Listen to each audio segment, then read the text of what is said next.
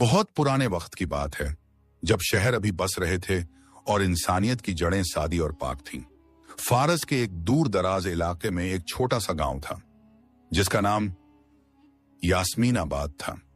यह गांव अपनी खूबसूरत वादियों, बहते पानी के चश्मों और सबसे बढ़कर अपने मेहरबान और ईमान वाले लोगों की वजह से मशहूर था। इस गांव की मिट्टी में एक अजीब सी रूहानियत थी, जैसे यहाँ के हर जर्रे पर अल्लाह की रहमत बरसती हो। इसी यास्मीनाबाद में एक ताजिर रहता था, जिसका नाम अब्दुर रहमान था। अब्दुर रहमान अपने वक्त का एक मामूली सा कपड़ों का ताजिर था। उसका कारोबार न बहुत बड़ा था और न ही वो शहर के अमीर तरीन लोगों में शुमार होता था। उसके पास एक छोटी सी दुकान थी, जिसमें वो मिस्र और शाम से लाए हुए कपड़े पर फरोख्त करता था। उसका घर मिट्टी का बना हुआ था, लेकिन साफ सुथरा और पुरसुकून था। उसकी जिंदगी सादगी का एक बेहतरीन नमूना थी।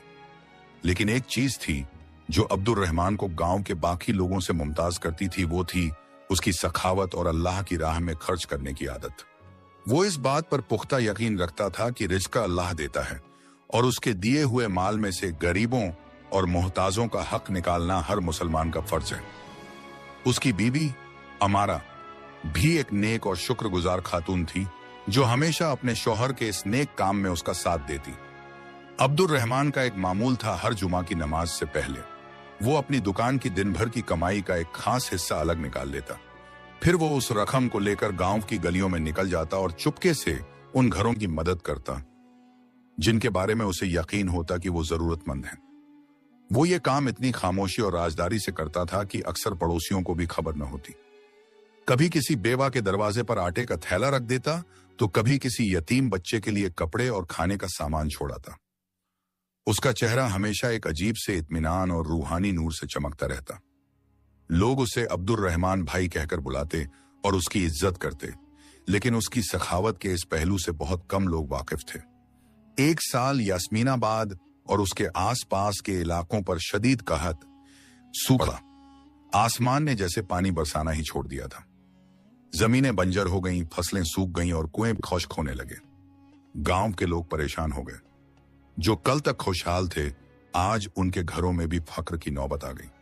हालात दिन ब दिन बदतर होते जा रहे थे। अब्दुर रहमान का कारोबार भी इस कहत से बुरी तरह मुतासिर हुआ। लोग खाने पीने की चीजें खरीदने को तरस रहे थे। ऐसे में कपड़े कौन खरीदता? उसकी दुकान पर आने वालों की तादाद कम हो गई और आमदनी भी पहले जैसी न रही।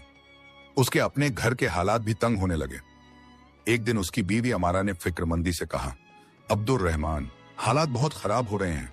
हमारे पास जो बचत है वो भी तेजी से खत्म हो रही है। शायद अब कुछ अरसे के लिए हमें सदका देना बंद कर देना चाहिए, ताकि हम अपने बच्चों के लिए कुछ बचा सकें। अब्दुर रहमान ने अपनी बीवी की तरफ देखा। उसकी आंखों में परेशानी साफ झलक रही थी। उसने एक गहरी सांस ली और मुस्कुराकर कहा, अमारा, तुम ठीक कहती हो, हालात वाकई सख्त हैं। लेकिन सोचो, अगर हम इस तंगी में अल्लाह की राह में देना छोड़ देंगे, तो हम उस रब से खुशहाली में और क्या उम्मीद रखेंगे? यही तो इम्तिहान का वक्त है। यही वक्त है अल्लाह को दिखाने का कि हमारा यकीन उसकी जात पर कितना मजबूत है। जब तक हमारे घर में एक रोटी भी है, उसका आधा हिस्सा उस शख्स का है जिसके पास वो भी नहीं। रिज़्क़ कम करना या ज्यादा करना अल्लाह के इख्तियार में है। हमारा काम तो बस उसके हुक्म पर अमल करना है। हमारा अपने शौहर के इस पुख्ता ईमान को देखकर खामोश हो गई। उसकी आंखों में आंसू आ गए, लेकिन ये आंसू खौफ के नहीं, बल्कि अपने शौहर के इस यकीन पर फख्र के थे। उसने अपने दिल में अल्लाह से दुआ की, ऐ मेरे रब, मेरे शौहर के इस ईमान को सलामत रखना और हमें इस आजमाइश में साबित कदम रखना। उस दिन के बाद अब्दुर रहमान ने अपनी आदत नहीं बदली, बल्कि उसने अपने सदका का हिस्सा और बढ़ा दिया। अब वो अपनी कमाई का ज्यादातर हिस्सा अल्लाह की राह में खर्च कर देता और अपने घर के लिए बस उतना ही रखता जितने में बमुश्किल गुजारा हो सके। कई बार ऐसा होता कि उनके घर में सिर्फ सूखी रोटी और पानी होता, लेकिन वो दोनों मियां बीवी अल्लाह का शुक्र अदा करके सो जाते। गांव के कुछ लोग अब्दुर रहमान को देखकर हैरान होते, कुछ उसे बेवकूफ समझते। एक दिन उसका पड़ोसी हाशिम, जो खुद एक आम किसान था, उसे टोका, अब्दुर रहमान, मैं देखता हूं कि तुम इस कहत में भी लोगों की मदद कर रहे हो। क्या तुम्हें अपने बच्चों की फिक्र नहीं? तुम अपना सारा माल लुटा दोगे तो कल तुम्हारे पास क्या बचेगा? अपने लिए भी कुछ सोचो। अब्दुर रहमान ने हाशिम के कंधे पर हाथ रखा और निहायत नरमी से जवाब दिया, हाशिम भाई, जो माल मैं अपने पास रखता हूं वो तो यहीं रह जाएगा, लेकिन जो माल मैं अल्लाह की राह में देता हूं वही मेरा असल सरमाया है जो आखिरत में मेरे काम आएगा। दुनिया की फिक्र तो सब करते हैं, लेकिन आखिरत की फिक्र करने वाले कम हैं, और मेरा रब इतना करीम है कि वो दुनिया में भी अपने बंदे को तन्हा नहीं छोड़ता। मुझे यकीन है वो कोई ना कोई सबब जरूर पैदा करेगा। हाशिम लाजवाब होकर वहां से चला गया, लेकिन अब्दुल रहमान की बातें उसके दिल में उतर गईं। दिन गुजरते गए, कहत की शिद्दत बढ़ती जा रही थी। अब्दुल रहमान की बचत अब बिल्कुल खत्म होने के करीब थी। एक रात उसके घर में खाने को कुछ भी न था। उसके बच्चे भूख से रो रहे थे। अमारा ने उन्हें पानी पिलाकर सुलाने की कोशिश की, लेकिन भूख की शिद्दत से उन्हें नींद नहीं आ रही थी। अब्दुल रहमान का दिल ये मंजर देखकर कट रहा था। उसने वुजू किया और नमाज के लिए खड़ा हो गया। सजदे में गिरकर उसने अल्लाह से दुआ की, ऐ मेरे परवरदिगार, ऐ रिज़्क़ देने वाले, तू सब कुछ जानता है।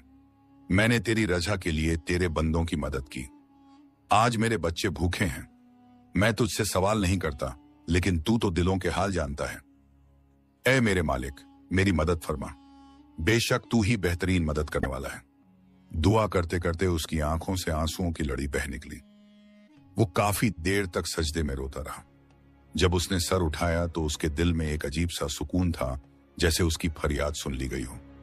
वो उठा और अपनी परेशान बीवी के पास जाकर बैठा। उसने अमारा का हाथ थामा और कहा, फिक्र न करो अमारा, जिस रब ने पैदा किया है वो रिज़्क़ भी देगा। उसका वादा सच्चा है। अभी उसने ये जुमला कहा ही था कि उनके दरवाजे पर दस्तक हुई। दरवाजे पर दस्तक सुनकर अब्दुल रहमान और अमारा दोनों चौंक गए। इस वक्त रात के इस पहर कौन हो सकता था? गांव में हर कोई अपने अपने घरों में कहत की परेशानियों में घिरा हुआ था। अब्दुल रहमान ने अमारा को तसल्ली दी और दरवाजे की तरफ बढ़ा। उसके दिल में एक अनजाना सा खौफ भी था और एक हल्की सी उम्मीद भी। उसने दरवाजा खोला तो सामने एक अजनबी शख्स को खड़ा पाया।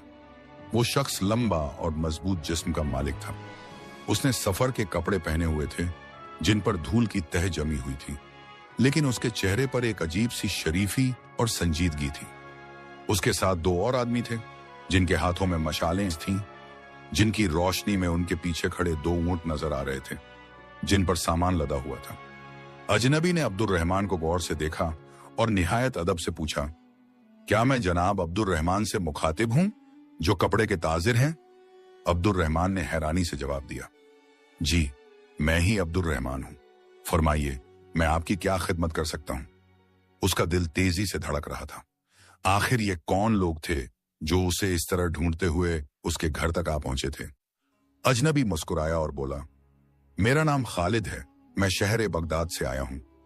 हमारे ताजिरों के सरदार जनाब इब्राहिम अल बगदादी ने मुझे आपके पास एक खास पैगाम और कुछ अमानत देकर भेजा है।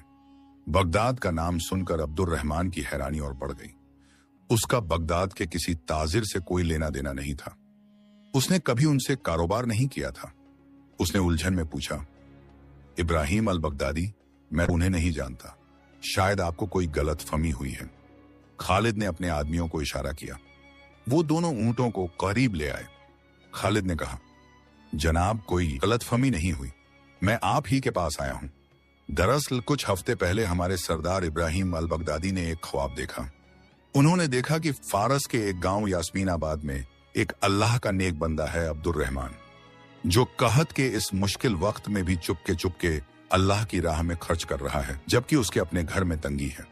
ख्वाब में उन्हें बताया गया कि इस शख्स की सखावत अल्लाह ताला को इतनी पसंद आई है कि उसके लिए आसमान से रहमत के दरवाजे खोल दिए गए हैं। हमारे सरदार ने इस ख्वाब को अल्लाह का इशारा समझा और मुझे फौरन यहां रवाना किया। खालिद ने आगे बढ़कर एक थैली अब्दुल रहमान के हाथ में दी। इस थैली में 1000 अशरफियां सोने के सिक्के हैं। ये जनाब इब्राहिम ने आपके लिए हदिये के तौर पर भेजी हैं। और ये जो 2 ऊंट सामान से लदे हैं, इन पर गेहूं, खजूरें और जरूरत का दूसरा सामान है। उन्होंने कहा है कि इसमें से आप अपनी जरूरत के मुताबिक रखें और बाकी गांव के जरूरतमंद लोगों में तकसीम कर दें। अब्दुल रहमान के हाथ में सोने के सिक्कों से भरी थैली कांप रही थी। उसकी आंखों से बेइख्तियार आंसू बहने लगे। ये वो आंसू थे जो शुक्र और यकीन से लबरेज थे। उसने आसमान की तरफ देखा और दिल ही दिल में अपने रब का शुक्र अदा किया। उसने कुछ देर पहले ही तो सजदे में गिरकर दुआ की थी और उसकी दुआ इस शान से कबूल हुई थी कि उसने कभी सोचा भी न था। उसकी बीवी अमारा, जो दरवाजे के पास खड़ी सब कुछ सुन रही थी, वहीं शुक्र के सजदे में गिर पड़ी। अब्दुल रहमान ने खालिद और उसके साथियों का शुक्रिया अदा किया और उन्हें अंदर आने की दरख्वास्त की। उसने कहा, आप लोगों ने लंबा सफर तय किया है, आप हमारे मेहमान हैं। लेकिन खालिद ने माजरत करते हुए कहा, हमें वापसी की भी जल्दी है। हमारे सरदार ने ताकीद की थी कि अमानत पहुंचाकर फौरन लौट आना। बस हमारी इतनी ही खिदमत थी। अल्लाह आपको इसकी बेहतरीन जजा दे। ये कहकर खालिद और उसके साथी वहां से रुखसत हो गए और अब्दुल रहमान को हैरानी, खुशी और ईमान की एक नई रोशनी में छोड़ गए। अब्दुल रहमान सामान से लदे ऊंटों और सोने की अशरफियों को देखता रहा। उसे अपनी आंखों पर यकीन नहीं आ रहा था। ये सब एक ख्वाब जैसा लग रहा था। अमारा ने आंसू पोंछते हुए कहा, अब्दुल रहमान, बेशक अल्लाह अपना वादा पूरा करता है। आपने सही कहा था, वो अपने बंदों को कभी तन्हा नहीं छोड़ता। उस रात अब्दुल रहमान के बच्चों ने अरसे बाद पेट भरकर खाना खाया, लेकिन अब्दुल रहमान ने उस रात सिर्फ खजूर और पानी पर ही गुजारा किया। उसने अपनी बीवी से कहा, अमारा, ये माल मेरा नहीं, अल्लाह की अमानत है। इस पर सबसे पहला हक उन लोगों का है जो इस वक्त हमसे ज्यादा भूखे हैं। कल सुबह होते ही हम इस सामान को गांव वालों में बांट देंगे। अगली सुबह फजर की नमाज के बाद अब्दुल रहमान ने गांव में ऐलान करवाया, जिसके घर में भी खाने को कुछ नहीं है, वो मेरे घर से आकर अनाज ले जाए। यह सुनना था कि गांव में एक खुशी की लहर दौड़ गई। लोग हैरान थे कि अब्दुल रहमान, जिसके खुद के हालात इतने तंग थे, अचानक इतना सारा अनाज कहां से ले आया। उसका पड़ोसी हाशिम भी दौड़ा हुआ आया। जब उसने अब्दुल रहमान के घर के बाहर अनाज के ढेर और लोगों की भीड़ देखी तो वो दंग रह गया। उसने अब्दुल रहमान से पूछा, अब्दुल रहमान, ये सब क्या है? कल तक तो तुम्हारे घर में फक्र था, आज ये दौलत कहां से आ गई? अब्दुल रहमान ने मुस्कुराकर वही जवाब दिया जो उसने पहले दिया था। हाशिम भाई, मैंने तुमसे कहा था ना कि मेरा रब कोई ना कोई सबब जरूर पैदा करेगा। ये सब उसी का करम है। मैंने तो सिर्फ उसकी राह में थोड़ा सा दिया था। उसने मुझे इतना लौटा दिया कि अब मैं पूरे गांव को बांट सकता हूं। हाशिम की आंखों में शर्मिंदगी और हैरत के मिले जुले तासुरात थे। उसे अब्दुल रहमान की कही हुई बात याद आ गई, जो माल मैं अपने पास रखता हूं वो तो यहीं रह जाएगा, लेकिन जो माल मैं अल्लाह की राह में देता हूं वही मेरा असल सरमाया है। आज उसने इस बात का अमली नमूना अपनी आंखों से देख लिया था। अब्दुल रहमान ने पूरा दिन गांव के हर जरूरतमंद घर तक अनाज और खजूरें पहुंचाई। उसने अपने लिए सिर्फ उतना ही रखा जितना एक आम गांव वाले के हिस्से में आया था। उसने सोने की अशरफियों को भी अल्लाह की अमानत समझा। उन सिक्कों से उसने गांव के कर्ज में डूबे लोगों के कर्ज अदा किए, बेवाओं के लिए माहाना वजीफे मुकर्रर किए और गांव का जो कुआं सूख गया था उसे और गहरा खुदवाने का काम शुरू करवा दिया ताकि पानी की कमी दूर हो सके। देखते ही देखते अब्दुल रहमान की बरकत से पूरे यास्मीनाबाद की किस्मत बदलने लगी। जिस गांव में कल तक मायूसी और भूख का अंधेरा था, आज वहां उम्मीद और शुक्र की रोशनी फैल चुकी थी। लोग अब अब्दुल रहमान को सिर्फ एक ताजिर नहीं बल्कि अल्लाह का भेजा हुआ एक फरिश्ता समझने लगे थे। लेकिन अब्दुल रहमान के अंदर जरा भी तकब्बुर, एक घमंड ना आया।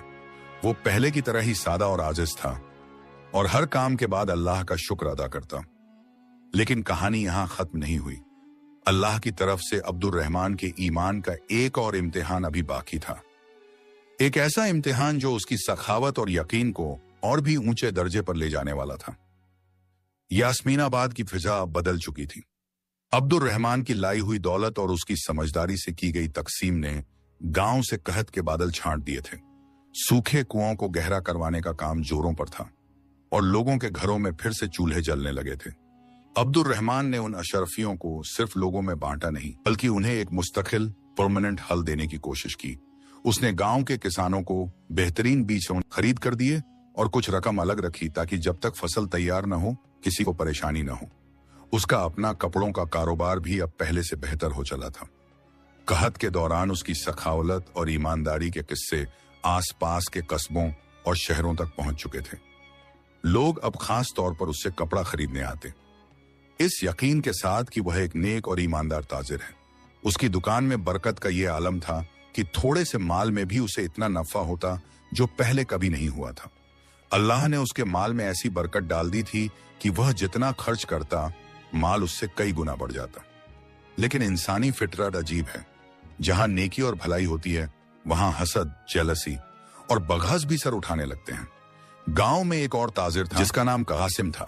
कासिम एक बड़ा सौदागर था और कहत से पहले गांव के सबसे अमीर आदमियों में शुमार होता था। वह हमेशा से अब्दुल रहमान को अपने से कमतर समझता था। जब कहत आया तो कासिम ने अपना सारा माल और अनाज गोदामों में बंद कर लिया था, इस इंतजार में कि जब चीजें और महंगी होंगी तब वह उन्हें बेचकर कई गुना मुनाफा कमाएगा। उसने किसी एक जरूरतमंद की भी मदद नहीं की थी। अब जब उसने देखा कि अब्दुल रहमान, जिसे वह एक मामूली ताजिर समझता था, पूरे गांव का हीरो बन गया है और लोग उसकी इज्जत करते हैं, उसके सीने पर सांप लौटने लगे। उसका दिल हसद की आग में जलने लगा। उससे यह बर्दाश्त नहीं हो रहा था कि अब्दुल रहमान की शोहरत उससे ज्यादा गई है। वह हर वक्त इस सोच में रहता कि किस तरह अब्दुल रहमान को लोगों की नजरों में गिराया जाए। एक दिन कासिम ने एक गहरी साजिश रची। उस वक्त मुल्क का हाकिम एक सख्त मिजाज लेकिन इंसाफ पसंद बादशाह था, जो अपनी रियासत में किसी भी तरह की गड़बड़ी या बगावत को बर्दाश्त नहीं करता था।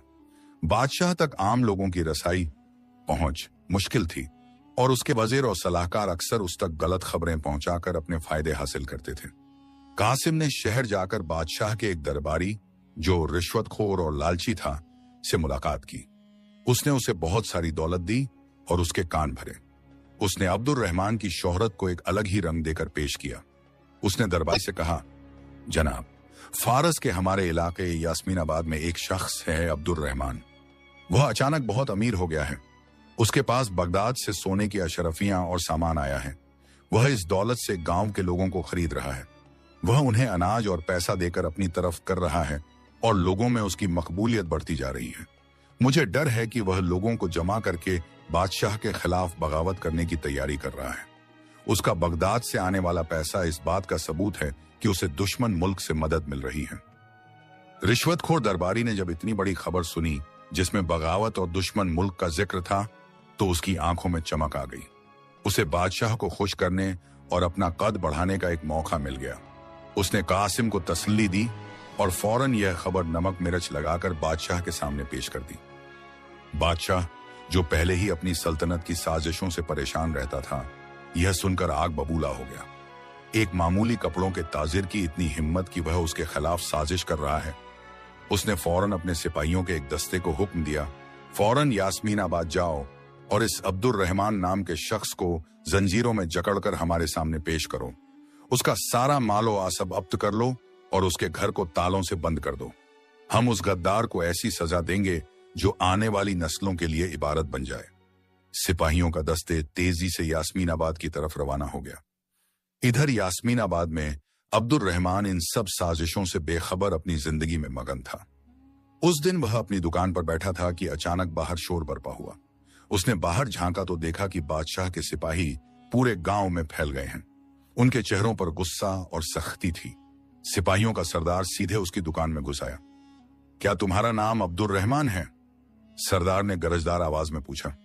अब्दुल रहमान ने खड़े होकर अदब से जवाब दिया, जी मैं ही हूं, क्या बात है? तुम्हें बादशाह सलामत ने याद फरमाया है। सरदार ने तंजिया लहजे में कहा, तुम पर मुल्क से गद्दारी और बगावत की साजिश का इल्जाम है। हम हुक्म है कि तुम्हें गिरफ्तार कर लिया जाए। यह सुनना था कि अब्दुल रहमान के पैर नीचे से जमीन निकल गई। गद्दारी, बगावत, ये कैसे इल्जाम थे? उसने तो कभी ख्वाब में भी ऐसा नहीं सोचा था। उसने कहा, जनाब बाब आपको जरूर कोई गलतफहमी हुई है। मैं एक मामूली ताजिर हूं, मेरा ऐसी बातों से क्या लेना देना। लेकिन सिपाहियों ने उसकी एक न सुनी। उन्होंने उसे सख्ती से पकड़ा, उसके हाथों में लोहे की भारी जंजीरें डाल दी और उसे दुकान से बाहर खींच लिया। उसकी दुकान को सील कर दिया गया। गांव के लोग जो अब तक जमा हो चुके थे, यह मंजर देखकर संक गए। उनका हीरो, उनका मददगार आज एक मुजरिम की तरह जंजीरों में जकड़ा हुआ था। कुछ लोग रो पड़े, लेकिन बादशाह के सिपाहियों के खौफ से किसी की हिम्मत न हुई कि आगे बढ़कर कुछ कहे। सिपाही उसे खींचते हुए घर की तरफ ले गए। वहां उसकी बीवी अमारा और बच्चे पहले ही सिपाहियों को देखकर सहमे हुए थे। जब अमारा ने अपने शौहर को इस हालात में देखा तो वह चीख मारकर बेहोश होने लगी। सिपाहियों ने घर की औरतों और बच्चों को बाहर निकाल दिया और घर को भी तालों से बंद कर दिया। अब्दुल रहमान का सारा माल, उसकी दुकान, उसका घर, सब कुछ एक पल में उससे छीन गया। जंजीरों में जकड़ा हुआ अब्दुल रहमान बस आसमान की तरफ देख रहा था। उसके चेहरे पर न गुस्सा था न शिकवा, बस एक गहरी सोच थी। उसके कानों में उसके पड़ोसी हाशिम के अल्फाज गूंज रहे थे, कल तुम्हारे पास क्या बचेगा। आज वाकई उसके पास कुछ नहीं बचा था, सिवाय उस ईमान के जो उसके सीने में अब भी रोशन था। सिपाही उसे घसीटते हुए घोड़े की तरफ ले जा रहे थे। गांव वाले अफसोस और बेबसी से उसे देखते रहे। कासिम भी भीड़ में खड़ा था और उसके चेहरे पर एक जालिम मुस्कुराहट थी। उसे लग रहा था कि उसने अपना बदला ले लिया है। अब्दुल रहमान को घोड़े पर बांधा गया और सिपाहियों का दस्ता उसे लेकर शहर की तरफ, बादशाह के दरबार की तरफ चल पड़ा। उसके सामने एक नया और शायद सबसे सख्त इम्तिहान था। एक तरफ बादशाह का गजब, गद्दारी का इल्जाम और मौत की सजा का खौफ था, और दूसरी तरफ उसका वो यकीन था कि उसका रब उसे कभी रुस्वा नहीं करेगा। यह सफर उसकी जिंदगी का सबसे लंबा और मुश्किल सफर होने वाला था। जंजीरों में जकड़ा हुआ अब्दुल रहमान बादशाह के सिपाहियों के साथ यास्मीनाबाद से निकल चुका था। उसका गांव, उसका घर, उसकी इज्जत, सब कुछ पीछे छूट गया था। सफर लंबा और थका देने वाला था। दिन की तापिश और रात की सर्दी उसके जिस्म को तोड़ रही थी, लेकिन उसके दिल में एक अजीब सा सुकून था। वह मुसलसल अपने दिल में अल्लाह का जिक्र कर रहा था। उसे इस बात का यकीन था कि अगर यह आजमाइश अल्लाह की तरफ से है तो वही इससे निकलने का रास्ता भी बनाएगा। 2 दिन के मुसलसल सफर के बाद काफिला बादशाह के शहर दरुल सल्तनत पहुंचा। ये एक अजीम और शान शहर था, जहां ऊंची इमारतें, चौड़ी सड़कें और हर तरफ चहल पहल थी। लेकिन अब्दुल रहमान के लिए यह सब बेमानी था। उसे एक मुजरिम की तरह शहर की गलियों से गुजारा गया। लोग उसे हैरत और नफरत की निगाहों से देखते, जैसे वह कोई बहुत बड़ा गद्दार हो। उसे शहर के सबसे बड़े कैद खाने, जेल की एक तंगो तारे कोठरी में बंद कर दिया गया। ये एक ऐसी जगह थी जहां सूरज की रोशनी भी मुश्किल पहुंचती थी। जमीन ठंडी और नम थी और हवा में एक अजीब सी बदबू थी। कोठरी में उसके अलावा कुछ और कैदी भी थे, जिनके चेहरे मायूसी और बेबसी की दास्तां सुना रहे थे। अब्दुल रहमान ने कोठरी के एक कोने में जगह बनाई और बैठ गया। उसने अपने हालात पर गौर करना शुरू किया। एक पल के लिए उसके दिल में इंसानी फितरत के मुताबिक यह ख्याल आया, ऐ अल्लाह, मैंने तेरी राह में अपना सब कुछ कुर्बान किया और सिला यह मिला कि आज मैं एक गद्दार करार देकर इस जिंदाओं में पड़ा हूं। आखिर मेरा कसूर क्या था? लेकिन फौरन ही उसने इस ख्याल को अपने दिल से झटक दिया। उसने इस्तगफार पढ़ा और सोचा, नहीं, मेरा रब कभी जुल्म नहीं करता। जरूर इसमें भी कोई हिकमत पोशीदा है। शायद मेरा ईमान अभी इतना कामिल नहीं हुआ कि मैं हर हाल में शुक्र कर सकूं। ये वक्त शिकवे का नहीं, सब्र का है। ये सोचकर उसके दिल को करार आ गया। उसने देखा कि उसके साथ वाले कैदी उसे अजीब नजरों से देख रहे हैं। उनमें से एक बूढ़े कैदी ने, जिसकी दाढ़ी सफेद हो चुकी थी, नए आए हो? कौन सा गुनाह करके यहां पहुंचे हो? अब्दुल रहमान ने नरमी से जवाब दिया, बाबा, मैंने कोई गुनाह नहीं किया। मुझ पर बगावत का झूठा इल्जाम लगाया गया है। बूढ़ा कैदी तखली से हंसा। यहां हर कोई यही कहता है कि वह बेगुनाह है, लेकिन इस अंधेर कोठरी में आने के बाद गुनाह और बेगुनाही के मायने बदल जाते हैं। यहां सिर्फ इंतजार है और इंतजार के बाद मौत। अब्दुल रहमान ने उस बूढ़े कैदी की आंखों में झांका, जिनमें उम्मीद की कोई किरण बाकी नहीं थी। उसने फैसला किया कि वह यहां मायूसी फैलाने के बजाय उम्मीद की शमा जलाएगा। उसने उन कैदियों से बातें करना शुरू की। वह उन्हें अल्लाह की रहमत के किस्से सुनाता, पैगंबरों के सब्र के वाक़े बताता और उन्हें समझाता कि दुनिया की यह कैद आरज़ी टेम्पररी है और असल आजादी रूह की आजादी है। कैद खाने का दरोगा, जेलर, जिसका नाम फिरोज था, एक संगदिल और सख्त आदमी था। उसे कैदियों पर जुल्म करने में मजा आता था। जब उसने देखा कि एक नया कैदी दूसरे कैदियों को बहकाने की कोशिश कर रहा है, तो उसे बहुत गुस्सा आया। उसने अब्दुल रहमान को अपने पास बुलवाया। सुना है तुम यहाँ पीरो मुर्शिद बनने की कोशिश कर रहे हो? फिरोज ने गुस्से से कहा, यह कैद खाना है, कोई खानकाह नहीं। अपनी ये तकरीरें बंद कर दो, वरना मैं तुम्हारी जुबान खींच लूंगा। अब्दुल रहमान ने निहायत सुकून से जवाब दिया, जनाब, मैं तो बस अपने और इन भाइयों के दिल को तसल्ली दे रहा था। मायूसी गुनाह है और मैं नहीं चाहता कि हम सब इस गुनाह में मुखबिला हों। फिरोज उसके इस बेखौफ अंदाज और पुरसुकून चेहरे को देखकर हैरान हुआ। उसने आज तक जितने कैदी देखे थे उनके चेहरों पर खौफ और दहशत होती थी, लेकिन यह शख्स बिल्कुल अलग था। फिरोज ने उसे धमका कर वापस कोठरी में भेज दिया, लेकिन अब्दुल रहमान का चेहरा उसके दिमाग में घूमता रहा। दिन गुजरते गए। अब्दुल रहमान का मामूल बन गया था। उसे जो सूखी रोटी और पानी मिलता, वह उसमें से भी आधा अपने से कमजोर कैदी को दे देता। वह रात का ज्यादातर हिस्सा इबादत में गुजारता। उसकी नेक सोहबत का असर यह हुआ कि कैद खाने की फजा बदलने लगी। जो कैदी कल तक एक दूसरे से लड़ते झगड़ते थे, अब एक दूसरे का ख्याल रखने लगे। जिनके चेहरों पर सिर्फ मायूसी थी, अब वहां एक हल्की सी उम्मीद नजर आने लगी। ये तब्दीली दरोगा फिरोज से छिपी न रही। वह चुपके चुपके अब्दुल रहमान को देखता। उसे समझ नहीं आ रहा था कि इस शख्स में ऐसी क्या ताकत है जो पत्थर दिल इंसानों को भी मोम कर रही है। एक रात फिरोज के जवान बेटे की तबीयत अचानक बहुत खराब हो गई। शहर के सारे हकीम जवाब दे गए। फिरोज अपने बेटे की हालात देखकर टूट गया। वह परेशानी के आलम में कैद खाने में इधर उधर टहल रहा था। उस वक्त अब्दुल रहमान अपनी कोठरी में नमाज पढ़कर दुआ के लिए हाथ उठाए हुए था। उसके चेहरे पर इतना नूर और इत्मीनान था कि फिरोज के कदम वहीं रुक गए। बेइख्तियार फिरोज उसकी कोठरी के पास गया। जब अब्दुल रहमान ने दुआ खत्म की तो फिरोज ने रोते हुए कहा, अब्दुल रहमान, तुम जिस रब की इबादत करते हो, क्या वह मेरी मदद कर सकता है? मेरा बेटा मर रहा है। अब्दुल रहमान ने उसकी तरफ देखा। उसके दिल में फिरोज के लिए नफरत या गुस्सा नहीं था, हमदर्दी थी। उसने कहा, फिरोज, मेरा रब सिर्फ मेरा नहीं, वह तो सारे जहानों का रब है। वह तुम्हारी भी सुनता है और मेरी भी। अगर तुम सच्चे दिल से उससे मांगो तो वह जरूर तुम्हारी मदद करेगा। फिरोज ने कहा, मैंने बहुत दुआ की लेकिन कुछ नहीं हुआ। तुम अल्लाह के नेक बंदे लगते हो। खुदा के लिए तुम मेरे बेटे के लिए दुआ करो। अगर वह ठीक हो गया तो मैं जिंदगी भर तुम्हारा गुलाम रहूंगा। अब्दुल रहमान ने कहा, गुलामी सिर्फ अल्लाह की करनी चाहिए। मैं तुम्हारे बेटे के लिए जरूर दुआ करूंगा, लेकिन एक वादा करो, अगर अल्लाह ने उसे शिफा दी तो तुम इन बेगुनाह कैदियों पर जुल्म करना छोड़ दोगे और उनके साथ नरमी का बर्ताव करोगे। फिरोज ने फौरन वादा कर लिया। अब्दुल रहमान ने उसी वक्त वहां खड़े होकर अल्लाह के हजूर हाथ उठा दिए और फिरोज के बेटे की सेहत के लिए दिल से दुआ की। उसकी आंखों से आंसू झाड़ी थे। दुआ मांगकर उसने फिरोज से कहा, जाओ और अपने रब की रहमत से मायूस न होना। फिरोज भागा हुआ अपने घर गया।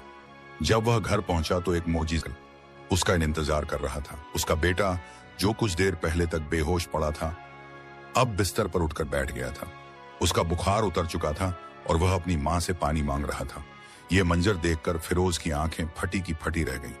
वह वहीं जमीन पर गिरा और सजदे में जाकर उस रब का शुक्र अदा करने लगा जिसे वह कभी मानता ही नहीं था। यह वाकया अब्दुल रहमान की जिंदगी में एक नया मोड़ लाने वाला था। उसका ईमान और सखावत अब कैद खाने की दीवारों से निकलकर बादशाह के महल की तरफ सफर करने वाला था, लेकिन एक ऐसे अंदाज में जिसकी किसी को तवक्को उम्मीद नहीं थी। दरोगा फिरोज पर इस वाकये का इतना गहरा असर हुआ कि उसकी पूरी जिंदगी बदल गई। अगली सुबह जब वह कैद खाने आया, एक नया इंसान था। उसके चेहरे से सख्ती और जुल्म के बजाय नरमी और शरीफत झलक रही थी। उसने आते ही अब्दुल रहमान को उसकी कोठरी से निकाला और अपने कमरे में ले गया। उसने अब्दुल रहमान के पैरों में गिरने की कोशिश की, लेकिन अब्दुल रहमान ने उसे उठाकर गले से लगा लिया। फिरोज ने रोते हुए कहा, अब्दुल रहमान, मैं अंधेरों में था, तुमने मुझे रोशनी दिखाई। अल्लाह ने तुम्हारी दुआ से मेरे बेटे को नई जिंदगी दी है। आज से मैं तुम्हारा खादिम हूं। हुक्म दो, मैं तुम्हारे लिए क्या कर सकता हूं? अब्दुल रहमान ने उसे तसल्ली दी और कहा, शुक्र अल्लाह का अदा करो जिसने तुम्हारे बेटे को शिफा दी और तुम्हारे दिल को हिदायत दी। अगर तुम मेरी कोई खिदमत करना चाहते हो तो बस इतना करो कि इन कैदियों के साथ इंसाफ और नरमी का मामला करो, और अगर हो सके तो मेरी बेगुनाही की खबर बादशाह तक पहुंचाओ। फिरोज ने फौरन अब्दुल रहमान को कैद खाने के सबसे बेहतरीन हिस्से में मुंतकिल दिया, जहां साफ सुथरा बिस्तर और बेहतर खाना था। उसने तमाम कैदियों के साथ अपना रवैया भी बदल दिया, लेकिन बादशाह तक बात पहुंचाना एक मुश्किल काम था। बादशाह तक सिर्फ वही बातें पहुंचती थीं जो उसके वजीर और दरबारी चाहते थे। फिरोज एक मामूली दरोगा था। उसकी हिम्मत नहीं थी कि वह सीधा बादशाह से बात कर सके। इसी बीच बादशाह ने अब्दुल रहमान के मुकदमे की पेशी का हुक्म दिया। उसे जंजीरों में जकड़कर दरबार में पेश किया गया। दरबार अजीम और शान था। हर तरफ अमीर वजीर और दरबारी अपनी शान और शौकत के साथ बैठे थे। बादशाह अपने तख्त पर बैठा था और उसके चेहरे पर गजब के आसार थे। अब्दुल रहमान के खिलाफ साजिश करने वाला ताजिर, कासिम और रिश्वतखोर दरबारी भी वहां मौजूद थे। बादशाह ने गरजदार आवाज में पूछा, तो ये है वह गद्दार अब्दुल रहमान जिसने हमारी सल्तनत के खिलाफ साजिश की? अब्दुल रहमान ने निहायत इत्मीनान और बहादुरी से जवाब दिया, बादशाह सलामत, मैं गद्दार नहीं, एक मामूली ताजिर और अल्लाह का एक अदना सा बंदा हूं। मुझ पर लगाए गए सारे इल्जाम झूठे और बेबुनियाद हैं। रिश्वतखोर दरबारी फौरन बोला, आलम पनाह, यह झूठ बोल रहा है। इसके पास बगदाद से दौलत आई है। इसने पूरे गांव को अपनी तरफ कर लिया है। हमारे पास इसके खिलाफ गवाह भी हैं। उसने कासिम की तरफ इशारा किया। कासिम ने आगे बढ़कर झूठी गवाही दी और सारी कहानी को नमक मिर्च लगाकर पेश किया। बादशाह का गुस्सा और बढ़ गया। उसने जल्लाद को बुलाने का हुक्म दे ही दिया था कि अचानक दरबार में एक शख्स दौड़ता हुआ दाखिल हुआ। वह दरोगा फिरोज था। दरबार के मुहाफिजों ने उसे रोकने की कोशिश की, लेकिन वह उन्हें धक्का देता हुआ सीधा बादशाह के तख्त के सामने पहुंच गया और सजदे में गिर गया। आलम पनाह, गौर फरमाइए, इस शख्स पर जुल्म हो रहा है, यह बेगुनाह है। फिरोज चीख कर बोला। दरबार में सन्नाटा छा गया। एक मामूली दरोगा की यह जुर्मत कि वह बादशाह के फैसले को रोके। बादशाह ने गुस्से से कहा, यह क्या बेहुदगी है, तुम्हारी हिम्मत कैसे हुई? फिरोज ने सर उठाया। उसकी आंखों में न खौफ था न हिचकिचाहट। उसने अपने बेटे की शिफा का पूरा वाकया शुरू से आखिर तक दरबार में सबके सामने बयान कर दिया। उसने बताया कि किस तरह अब्दुल रहमान ने कैद खाने के अंधेरों में भी नेकी और सब्र का दामन नहीं छोड़ा और किस तरह उसकी दुआ से एक लाइलाज बीमार को शिफा मिली। बादशाह सलामत, फिरोज ने कहा, आप खुद सोचिए, जो शख्स अपने दुश्मन के बेटे के लिए दुआ कर सकता है, जिसकी नेकी की गवाही कैद खाने के पत्थर दिल कैदी देते हैं, क्या वह शख्स मुल्क से गद्दारी कर सकता है? हरगिज नहीं। यह अल्लाह का वली है और हम सब इस पर जुल्म कर रहे हैं। असल साजिश उसने नहीं बल्कि उन लोगों ने की है जिन्होंने आप तक झूठी खबर पहुंचाई है। बादशाह, जो अक्लमंद और इंसाफ पसंद था, फिरोज की बैटन और उसके चेहरे की सच्चाई से मुतासिर हुआ। उसे कासिम और उसके दरबारी के चेहरों पर हवाइयां उड़ती नजर आईं। उसे मामले में कुछ झोल महसूस हुआ। इत्तेफाकत से उसी वक्त दरबार में बगदाद से आया हुआ एक सिफारती काफिला भी मौजूद था। जब उन्होंने यास्मीनाबाद, अब्दुल रहमान और इब्राहिम अल बगदादी का जिक्र सुना तो उनका सरदार आगे बढ़ा। उसने बादशाह से इजाजत लेकर कहा, आलम पनाह, हम इस शख्स को जानते हैं। हमारे शहर के अमीर उल ताजिर जनाब इब्राहिम अल बगदादी ने इस नेक आदम के लिए हदिया भेजा था, क्योंकि अल्लाह ने उन्हें ख्वाब में उसकी सखावत के बारे में बताया था। इसका किसी दुश्मन मुल्क या साजिश से कोई ताल्लुक नहीं। यह तो सिरे सरा एक नेक और परहेजगार इंसान है। अब पूरी तस्वीर शीशे की तरह साफ हो चुकी थी। बादशाह को अपनी गलती का एहसास हुआ। उसका चेहरा शर्मिंदगी और गुस्से से लाल हो गया। उसने फौरन हुक्म दिया, अब्दुल रहमान की जंजीरें खोल दी जाएं और उसे इज्जत के साथ हमारे पास लाया जाए। फिर उसने कासिम और रिश्वतखोर दरबार की तरफ इशारा किया, इन दोनों झूठे और फसादी लोगों को गिरफ्तार कर लो। इन्हें उसी जिंदाओं में डाल दो जहां इस बेगुनाह को रखा गया था। इनकी सारी जब्त करके अब्दुल रहमान के हवाले कर दी जाए। बादशाह तख्त से उठा, खुद अब्दुल रहमान के पास आया और उससे माफी मांगी। ऐ अल्लाह के नेक बंदे, हमसे गलती हुई। हमने बिना तहकीक किए तुम्हें तकलीफ दी, मुझे माफ कर दो। अब्दुल रहमान ने फौरन जवाब दिया, बादशाह सलामत, मैं आपको माफ करता हूं। आप भी इंसान हैं और गलती हो सकती है। असल माफ करने वाला तो मेरा रब है। बादशाह अब्दुल रहमान की इस अजीम शख्सियत से इतना मुतासिर हुआ कि उसने उसे अपना खास सलाहकार, स्पेशल एडवाइजर मुकर्रर कर दिया। उसने अब्दुल रहमान का सारा मालो आसब इज्जत के साथ उसे वापस कर दिया और उसे शहर में एक आलीशान घर भी इनाम में दिया। अब्दुल रहमान ने बादशाह का शुक्रिया अदा किया, लेकिन उसने सलाहकार का बड़ा ओहदा कबूल करने से माफरत की। उसने कहा, आलम पन्ना, मैं एक मामूली ताजिर हूं और वही रहना चाहता हूं। मेरी जगह दरबार में नहीं बल्कि अल्लाह के बंदों के बीच है। बादशाह उसकी इस बेनियाजी पर और भी हैरान हुआ। उसने अब्दुल रहमान को इज्जत के साथ यास्मीनाबाद वापस भेजा। जब अब्दुल रहमान अपने गांव वापस लौटा तो पूरे गांव ने उसका ऐसे इस्तकबाल किया जैसे कोई बादशाह लौट कर आया हो। उसकी बीवी अमारा और बच्चे उससे मिलकर खुशी से रो पड़े। अब्दुल रहमान ने अपनी बाकी जिंदगी पहले की तरह सादगी, इबादत और अल्लाह की राह में खर्च करते हुए गुजारी।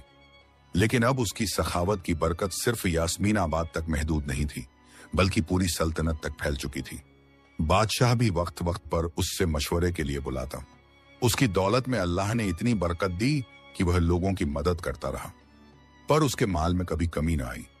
और इस तरह एक छोटा सा ताजिर अपने सच्चे ईमान, सब्र और सदके की बरकत से न सिर्फ दुनिया की हर आजमाइश में सरफराज हुआ, बल्कि उसने यह भी साबित कर दिया कि जो अल्लाह की राह में देता है, अल्लाह उसे कभी बेनामो निशान नहीं मिटाता, बल्कि उसे ऐसी इज्जत और बरकत अता करता है जिसका इंसान तसव्वुर भी नहीं कर सकता। इस कहानी से हमें यह सबका मिलता है कि सदका और नेकी का रास्ता शुरू में मुश्किल और आजमाइशों से भरा हो सकता है, लेकिन इस पर साबित कदम रहने का अंजाम हमेशा बेहतरीन होता है। अल्लाह अपने नेक बंदों को कभी तन्हा नहीं छोड़ता। सिंसेरिटी, इखलास से दिया गया थोड़ा सा सदका भी अल्लाह के नजदीक बहुत कीमती है, और अल्लाह उसके बदले में दुनिया और आखिरत दोनों में बेहिसाब बरकतें और इज्जत अता फरमाता है।